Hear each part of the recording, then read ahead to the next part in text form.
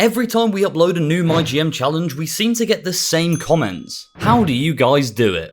Well, actually, this was the only comment we've ever got asking this, but we let it go straight to our heads. So we thought you'd all appreciate a quick video telling you exactly how to win on MyGM every single time. So getting straight into things, the first thing you're going to want to do is pick NXT as your brand. Now, we've talked about NXT a lot on this channel, as it's by far the best brand out of the four. Now, the reason why NXT is the best, which I'm sure you all know, is the Fighting Champion power card that you get given for free at the start of your run. This allows you to put on a show where every single match with a title involved gets a huge rating boost. And believe me, if you've watched a few of our MyGM challenges, this card is ridiculously overpowered. Since the introduction of the tag team belts, you can now have 4 titles on the line in a 5-match pay-per-view. And seeing as the male and female single matches usually get 5 stars, with the tag team matches getting around 4 to 4.5, you're pretty much guaranteed a close to perfect show regardless. Now, ideally when using the Fighting Champion power card, you're going to want to wait until the latter stages of your run. So in a 15-week run, the best time to use this power card is in week 10 for the TLC PPV. The reason you want to use it there is because it's given your superstars a chance to raise their popularity and gain some star power. This allows them to put on great matches without the Fighting Champion power card, but when you put it on, it accelerates them to new heights. So the main benefit of using this in week 10 is that you gain a lot of fans and potentially go way ahead of your opponent leading into WrestleMania. So all you then have to do is retain fans in the last 5 weeks and you're pretty much guaranteed to win the run.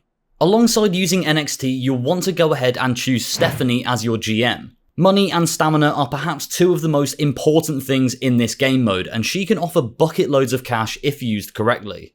Her power card, the McMahon Presence, doubles your arena attendance for the week it's used. As a quick example, in a 15-week run, you should use this card in week 10, as by that time you'll have a pretty big stadium and you'll make close to $1 million from that one show. This sets you up for the rest of the run and allows you to put on high quality shows with different stipulations. Also, it means that you can go crazy with charity promos, which is one of my favourite things to do if I'm struggling to gain fans. With this extra cash and the added show quality, the short road to WrestleMania afterwards will be a hell of a lot easier.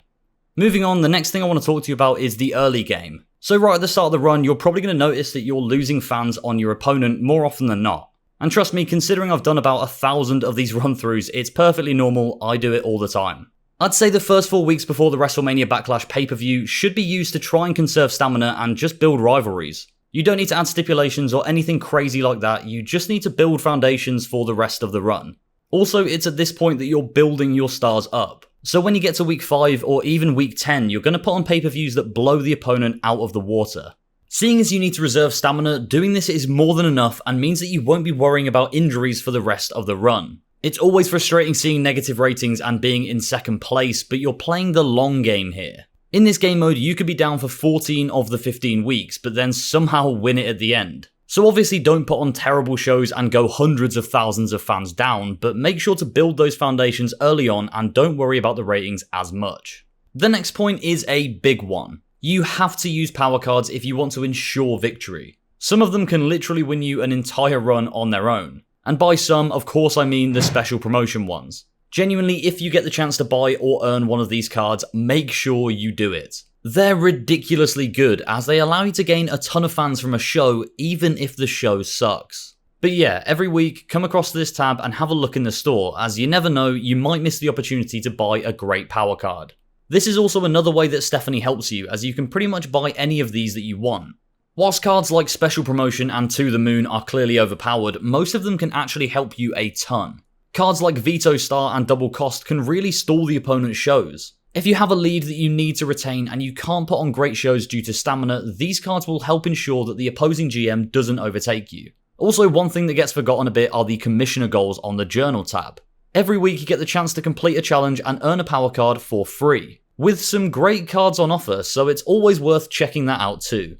Now, morale is a slightly odd feature of the game, as it's a fairly hidden stat, but one that could well ruin a run for you if you let it get out of hand. In the Manage Roster tab, you can look at your active superstars and check their morale.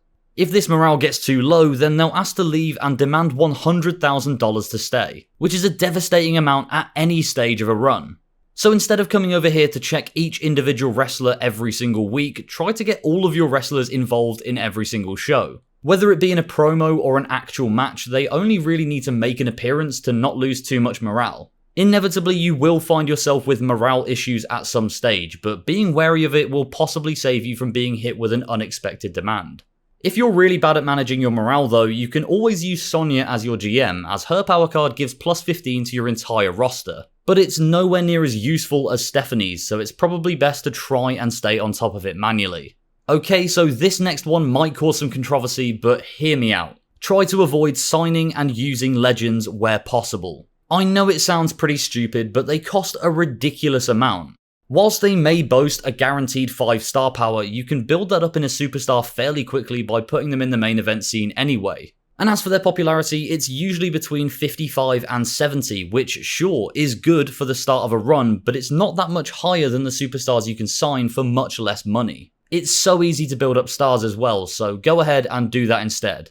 I very rarely use legends and have never noticed myself being at a disadvantage. In fact, the only time I ever really look in this section is if I need a new contender for the Women's Championship. And even then you only get 3 to choose from, so it's simply not worth doing at all. So back onto the actual booking of the shows, you'll want to make sure that you're booking matches with stipulations after 5 weeks. Of course you can do this before WrestleMania Backlash, but in the early weeks you need to be cautious of stamina as we've said, so it isn't as vital. Also, you don't have a ton of money at the start, so you won't want to be wasting it on expensive matches. Anyway, once you're up and running, you'll want to throw in the occasional tables match or even Extreme Rules match into your shows. This helps a ton with show variety and provides the fans with a lot more entertainment. To be honest, I usually throw a tables match in either the opener or the main event to guarantee that the show matches the drama curve, which seems to work pretty well for me. Speaking of tables matches, from my extensive time playing the game, I've noticed that tag team matches seem to get more of a ratings boost from them than the singles ones. Of course that's not an absolute fact, but worth giving a try if you're in need of a good show. When you get to pay-per-views though, you want to bombard them with the better stipulations. So you have your main event in a Hell in a Cell, or the openers a TLC, that kind of thing. Do you know what really helps with being able to afford that stuff by the end of a run? Stephanie McMahon. Hopefully you can see that all of our points are linked here. The final thing we'll be talking about is the class type dynamics that the game forces you to abide by. I'm personally not a fan of these, as it just feels limiting and means that you can't have the dream matches that you want to see. But anyway, it's a thing, so of course if you want to win, you're gonna have to take advantage of them. By far the best class type matchup is the Cruiser versus Giant. I've used this so many times to get great ratings in fairly meaningless matches. For example, if you need an extra match that isn't for a title, starting a feud between a Cruiser and a Giant almost guarantees you a 4 to 5 star match at the end of it. So make sure to throw one of these into your shows, whether it's a filler match or as part of a tag team, they are guaranteed ratings boosters.